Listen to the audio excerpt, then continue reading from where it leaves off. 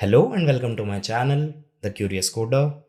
Before we begin, let's quickly understand why Java 17 is such a big deal.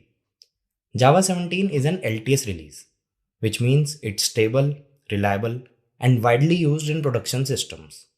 Because of that, most companies adopt this version, making it extremely important for developers and interviews. And it's not just about stability.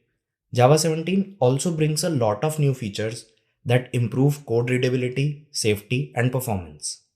Some of the important features are records, sealed classes, pattern matching, and enhanced pseudo-random number generators.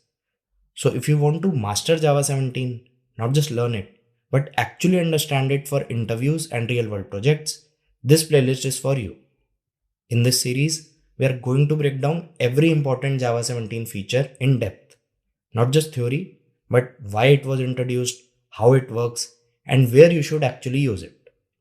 We'll have dedicated deep dive videos on each feature, a complete all features in one revision video, and interview focused questions to test your understanding.